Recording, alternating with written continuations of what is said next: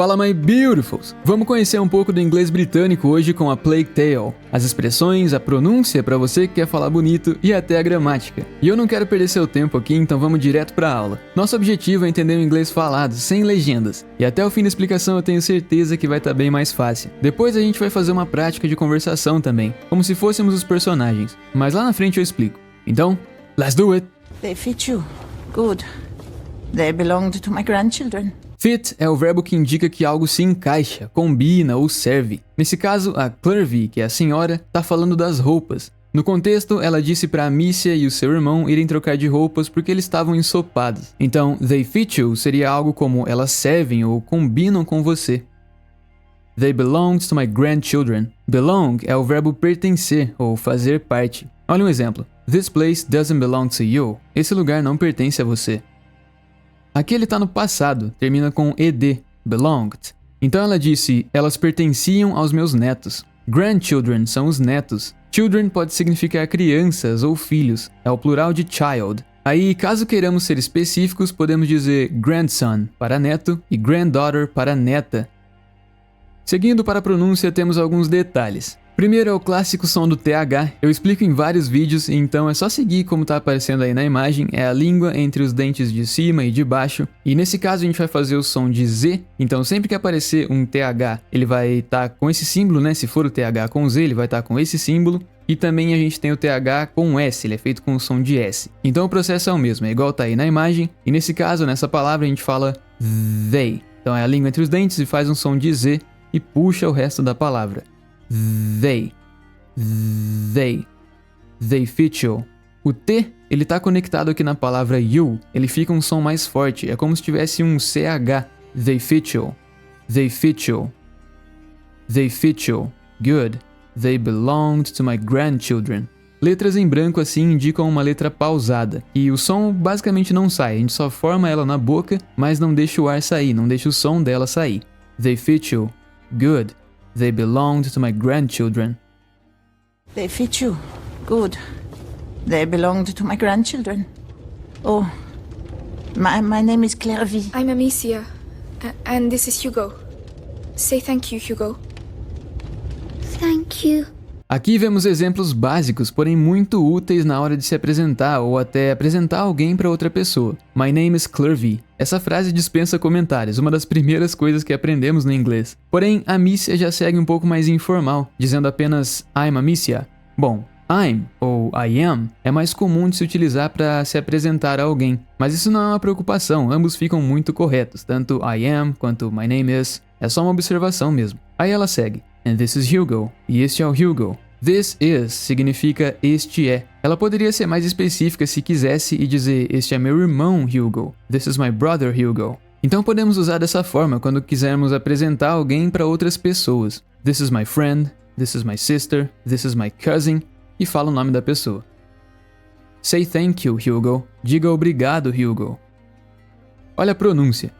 É muito comum em inglês a gente estar linkando, conectando as palavras. Então, se eu tenho uma palavra que termina com uma consoante e a próxima palavra começa com uma vogal, elas vão ter um som que fica tudo junto, é como se fosse uma palavra só e não tivesse um espaço entre elas. Ela diz I'm Amicia e não I'm Amicia, com essa pausa, olha só. I'm Amicia. I'm Amicia. And this is Hugo. Say thank you, Hugo. Esse é o TH com S que eu comentei, é o mesmo processo e aí faz o som de S.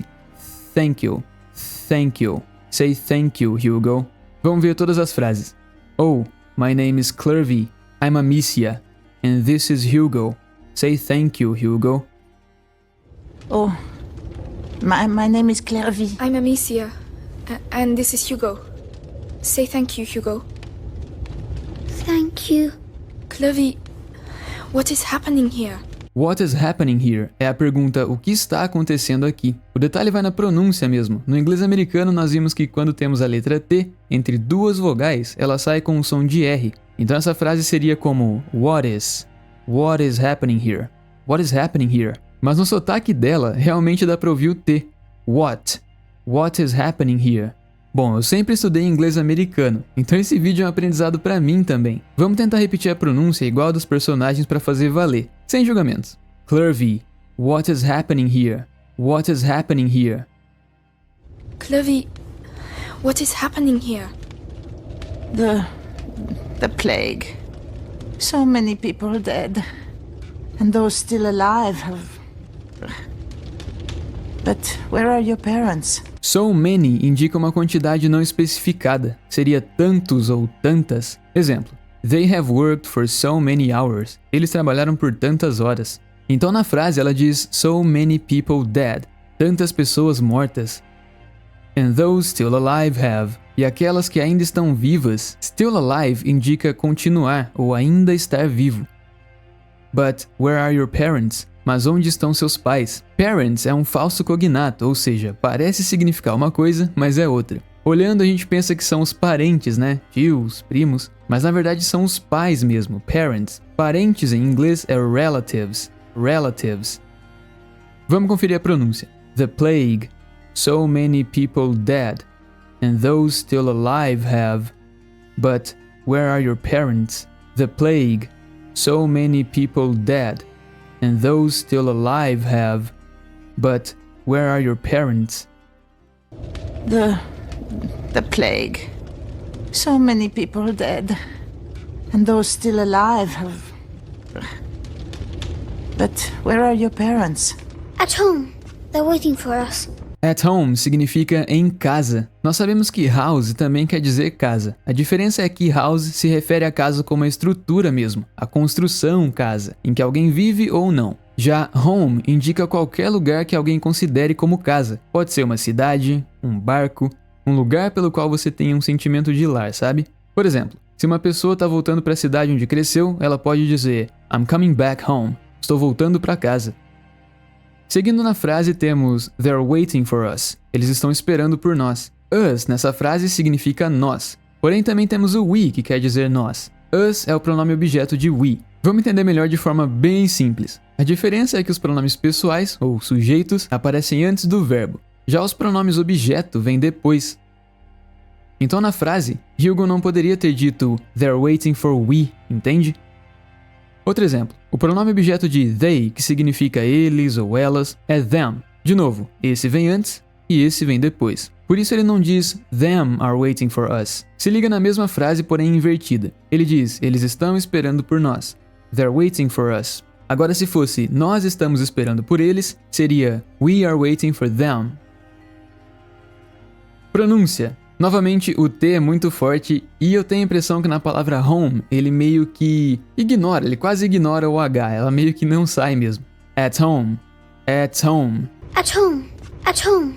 Um americano diria algo como at home, com o T pausado, at home. Mas vamos lá, igual ao game. At home, they're waiting for us. At home, they're waiting for us. At home. They're waiting for us. We're looking for a doctor. Laurentius. We're looking for a doctor. Looking for é um bom exemplo de phrasal verb, que é quando um verbo se junta com uma preposição ou com um advérbio e muda o significado. Acho que eu já até comentei sobre esse em outro vídeo. Looking sozinho significa olhando, e for seria por ou para. Mas looking for não quer dizer olhando para, e sim procurando. Ela diz, estamos procurando por um médico. Olha a pronúncia. We're looking for a doctor, Laurentius. We're looking for a doctor. We're looking for a doctor, Laurentius. We're looking for a doctor. Laurentius. A doctor. Perhaps... A man did come and help at the hospice early on. The monks might be able to tell you more, but... Perhaps significa talvez, igual a maybe. A diferença é que perhaps soa mais formal. Ele também pode aparecer antes, no meio ou no final da frase, enquanto maybe é mais usado no início e no final. Olha a frase, você talvez saiba, you perhaps know, e não you maybe know. É um detalhe só. A man did come and help at the hospice early on. Nessa frase, ela poderia ter dito apenas a man came and helped at the hospice. Um homem veio e ajudou no hospício. Ela preferiu usar did come. Did sendo o auxiliar do passado, que você deve saber. Auxiliares são mais usados na negativa ou na interrogativa. O que acontece aqui é que usar um auxiliar na afirmativa, como ela fez, dá uma ênfase na frase, tirando meio que qualquer dúvida se realmente aconteceu o que está sendo falado. Então, a man did come and help seria um homem veio e ajudou, ou seja, ele realmente veio, com ênfase, sabe? Early on indica o estágio inicial de algum período em particular. Então a frase toda seria um médico. Talvez um homem veio mesmo e ajudou no hospício no início. The monks might be able to tell you more, but might be able to indica um talvez consiga ou pode ser capaz de. Olha o exemplo. Together we might be able to find the problem. Juntos nós podemos conseguir encontrar o problema. Então ela diz, os monges podem conseguir te contar mais, mas... Pronúncia agora. A doctor. Perhaps a man did come and help at the hospice early on. The monks might be able to tell you more, but... A doctor. Perhaps a man did come and help at the hospice early on. The monks might be able to tell you more, but... A doctor. Perhaps a man did come and help at the hospice early on. The monks might be able to tell you more, but What?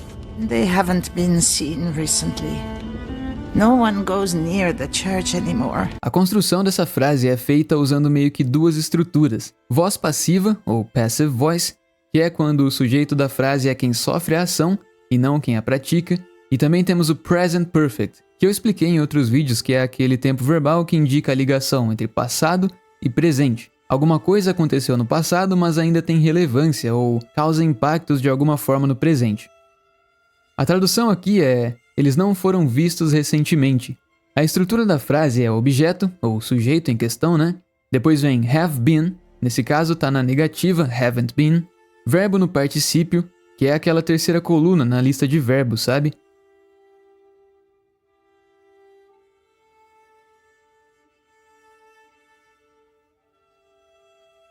Aí depois é só colocar um complemento. Olha uma outra frase. You have been trained for this. Você foi treinado para isso.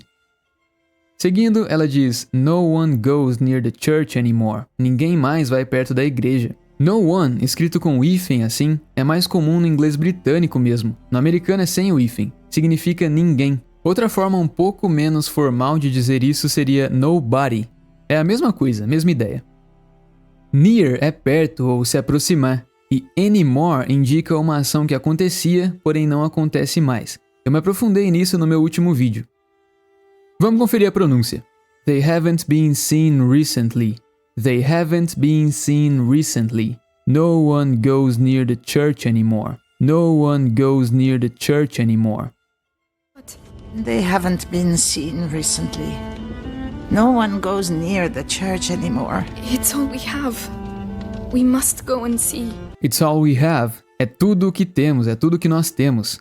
We must go and see. Must é o verbo modal que expressa uma obrigação ou necessidade. É um deve ou precisa. Exemplo. I must study English every day. Eu devo estudar inglês todos os dias. Aqui a tradução seria, nós temos que ir e ver. Bem simples, olha a pronúncia. It's all we have. It's all we have. We must go and see. We must go and see. It's all we have. We must go and see. You'll die there. But no one listens to old Clary anymore, so... Sem muitos detalhes aqui. You'll é a contração de you will, que coloca as frases no futuro. Então, you'll die there é vocês vão morrer lá. But no one listens to old Clary anymore, so... Mas ninguém mais escuta a velha Clary, então... Por isso é bom a gente aumentar o vocabulário, olha só. Ela repetiu algumas coisas aqui. No one, que é ninguém, e anymore, que é não mais. Listen to é escutar alguém ou algo. Olha só. Listen to this song. I think you'll like it. Escuta essa música, eu acho que você vai gostar. Pronúncia. You'll die there. You'll die there. But no one listens to old Clary anymore, so... But no one listens to old Clary anymore, so... See. You'll die there. But no one listens to old Clary anymore, so... Anyway, I see you have a sling. You're going to need it.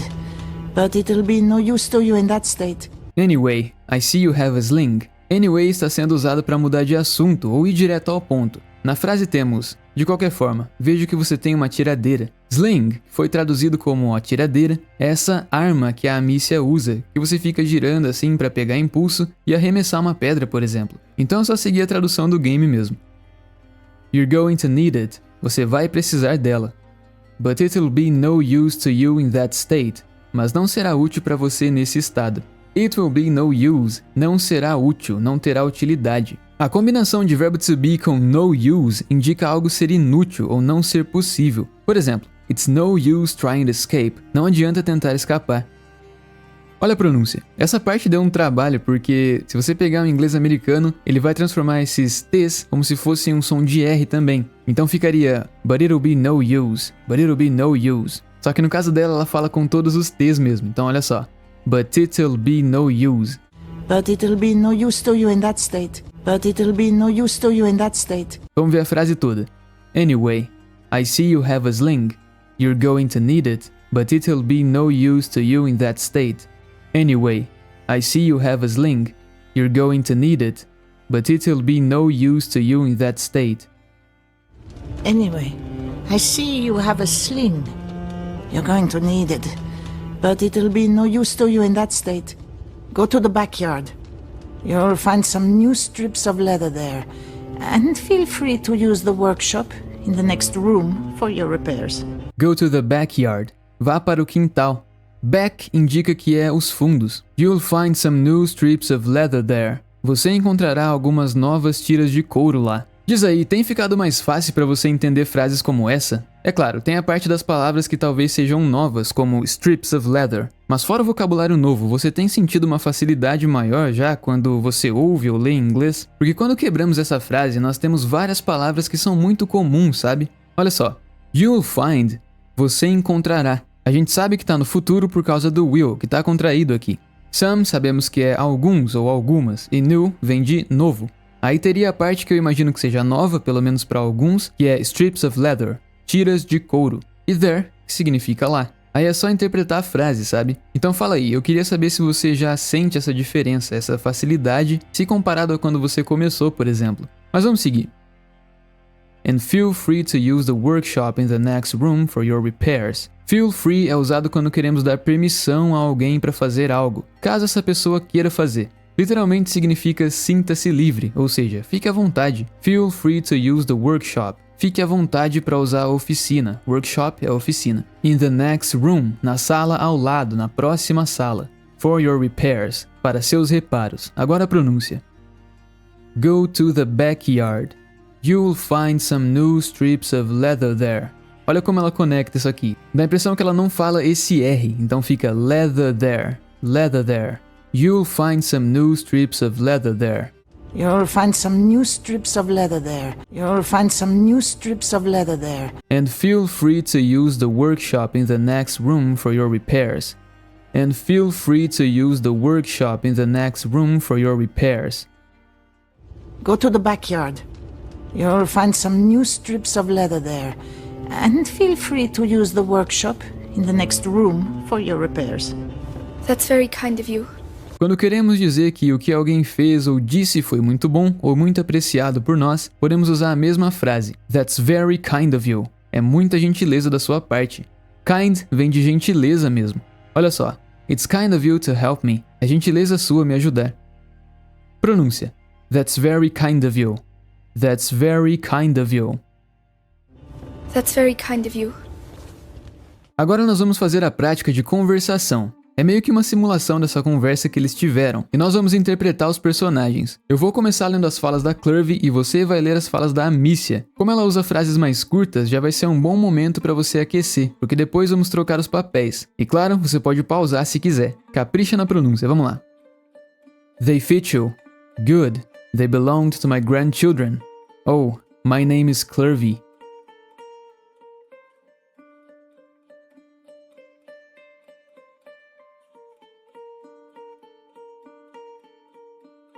Thank you.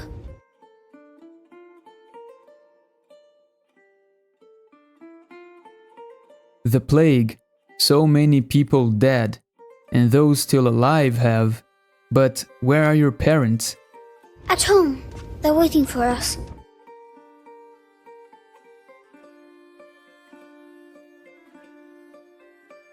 A doctor. Perhaps. A man did come and help at the hospice early on. The monks might be able to tell you more, but... They haven't been seen recently. No one goes near the church anymore.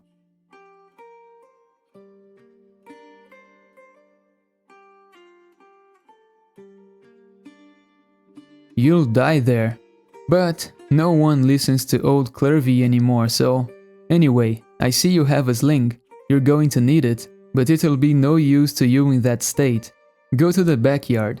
You'll find some new strips of leather there. And feel free to use the workshop in the next room for your repairs.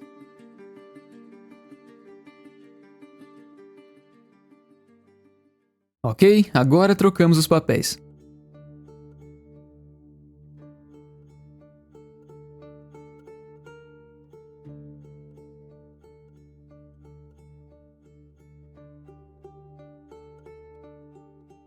I'm Amicia, and this is Hugo. Say thank you, Hugo. Thank you. Clervy, what is happening here?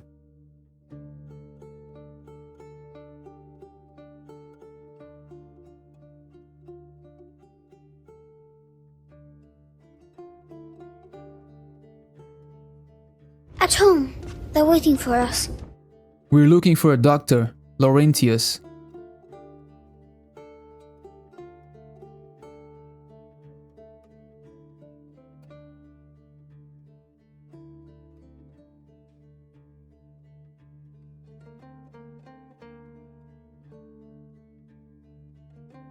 What?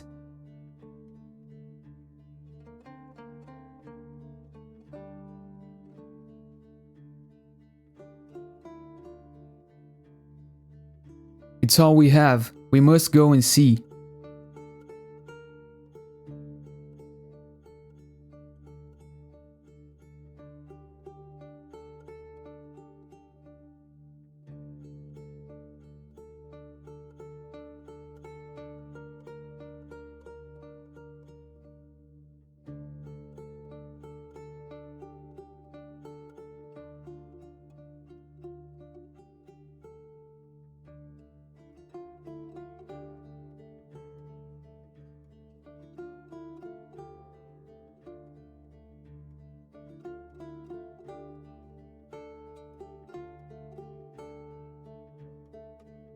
That's very kind of you. É hora do desafio de assistir sem legendas. Mas só um detalhe, eu não sei se você já jogou esse game, mas logo na cena seguinte tem um diálogo bem curto, que é a Amicia agradecendo. Aí ela fala uma frase que pode ser útil pra você, eu vou deixar legendado, olha só. So? It's a lot better. Thank you, Clervy. Thanks for everything. Vamos conferir a cena novamente e procura lembrar dos detalhes que nós vimos. They fit you. Good. They belonged to my grandchildren. Oh, my name is Clervy. I'm Amicia, and this is Hugo. Say thank you, Hugo. Thank you. Clervy, what is happening here? The plague. So many people dead. And those still alive have... But where are your parents? At home. They're waiting for us. We're looking for a doctor, Laurentius. A doctor? Perhaps... A man did come and help at the hospice early on. The monks might be able to tell you more, but... What? They haven't been seen recently. No one goes near the church anymore. It's all we have. We must go and see. You'll die there. But no one listens to old Clervy anymore, so... Anyway, I see you have a sling. You're going to need it. But it'll be no use to you in that state. Go to the backyard. You'll find some new strips of leather there. And feel free to use the workshop in the next room for your repairs. That's very kind of you. É como eu disse, um vídeo como esse é um aprendizado pra mim também. Eu não sou nenhum professor especialista no assunto, mas tudo que eu aprendo vem pra cá. E de alguma forma nós passamos de 50 mil Beautifuls. Muito obrigado. Esse apoio é tudo, e eu espero que as aulas continuem entregando valor. Então se tiver com tempo e quiser conferir as outras, eu agradeço muito. Thank you so much for watching, friend. I'll see you soon, so please, take care.